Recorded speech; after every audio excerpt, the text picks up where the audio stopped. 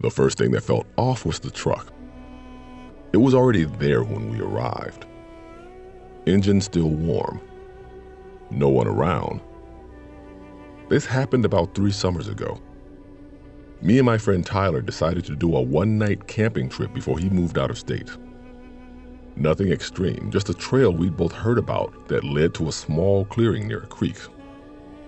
It wasn't an official campsite, just one of those spots people pass around online. Secluded. Quiet. Hardly anyone goes out there. That's what we wanted. Looking back, that's exactly what made it a bad idea. We got there around 5 in the afternoon. The trailhead was just a dirt pull-off off a back road. When we pulled in, we noticed the truck immediately. Old, dark green, mud on the tires. It was parked at an angle like whoever left it didn't care much about where it sat. The weird part was the heat coming off the hood. I didn't touch it, but you could see it, that shimmer in the air.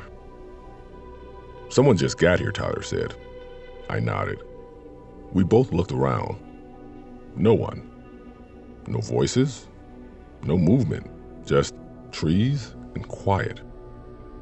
I remember thinking maybe they were already on the trail, hiking ahead of us.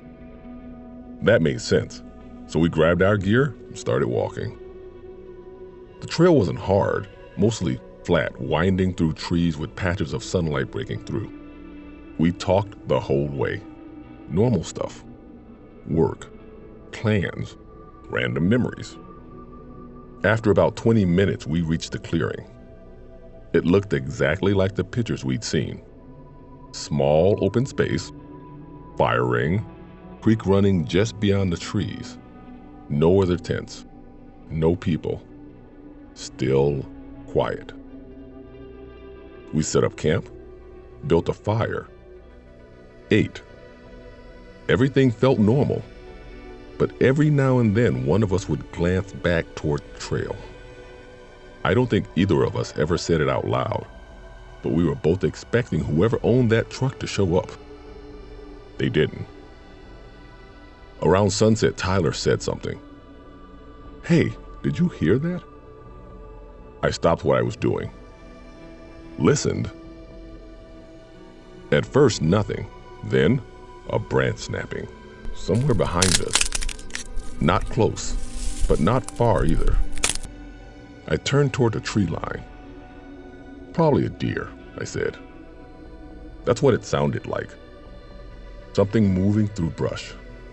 Normal. Tyler nodded, but he kept looking. Longer than I expected. Night came fast after that. Once the sun dropped, the woods went dark in a way that feels heavier than it should. We kept the fire going, talked less, listened more. Around 10, we decided to turn in. We had one tent between us, zipped it up, turned off our lights, and tried to sleep. I don't know how long I was asleep before I woke up, but something pulled me out of it. Not a loud noise, just a feeling. A feeling that something changed. I stayed still, eyes open, listening. At first, I heard nothing. Then, footsteps. Slow, deliberate, moving through leaves, right outside the tent. I didn't move, didn't speak, just listened. The steps circled the tent once more, then stopped, right near where my head was. I could hear breathing. Low, steady. Too controlled to be an animal. My stomach dropped. I reached over and lightly tapped Tyler's arm. He woke up instantly. I didn't say anything. I pointed toward the tent wall. The breathing was still there, just outside. Then a voice. Quiet. Almost calm. "You guys camping out here?" Neither of us answered. The voice didn't sound friendly. It didn't sound curious. It sounded flat, like he already knew the answer. A few seconds passed. Then the footsteps moved again around the tent. Slower this time, like he was looking for something. Then he stopped again, right behind us, and I heard something else. A zipper. Not ours. Another tent. Close. Too close. Tyler leaned toward me slightly and whispered, "That wasn't there earlier." I nodded, because I knew he was right. There hadn't been another tent when we went to sleep. The voice came again. "Thought this spot was empty." Still calm. Still controlled. I felt this wave of dread hit me all at once, because now it wasn't just someone passing through. He had set up nearby, after we fell asleep. I slowly reached for my phone, kept the screen dim, checked the time. 2:38 a.m. No signal, of course. The footsteps started again, this time moving away from our tent, toward the other one. We heard movement, fabric shifting, then silence. A long silence. I don't know how much time passed. It felt like a long time. Then suddenly, running. Fast footsteps coming straight toward our tent. "Get up," Tyler whispered. We both sat up at the same time. The footsteps got closer, then stopped, right outside.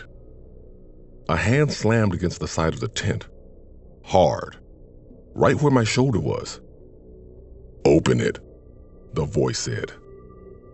Not calm anymore. Demanding. I didn't think. I grabbed my bag, Tyler did the same, and we both moved toward the zipper. The hand hit the tent again, harder. "Open it."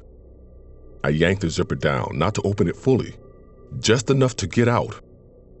We bolted straight into the woods, didn't look back, didn't grab anything else, just ran.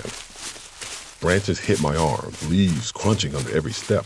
I could hear Tyler behind me, and behind him, footsteps, following. We didn't stop running until we reached the trail, then kept going, all the way back to the parking area. The truck was still there, but now the driver's door was open. We got in our car and left immediately. Didn't speak until we were back on the main road.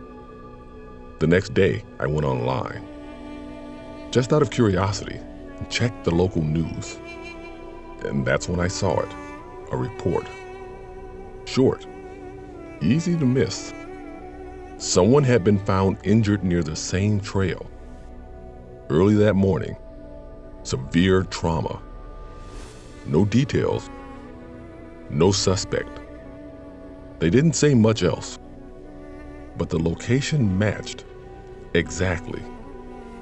I don't know if it was the same person, but I do know this.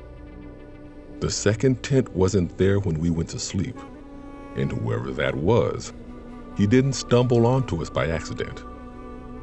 If we had opened that tent, if we had stayed, if we hadn't run when we did, I don't think we would have made it back to the parking lot.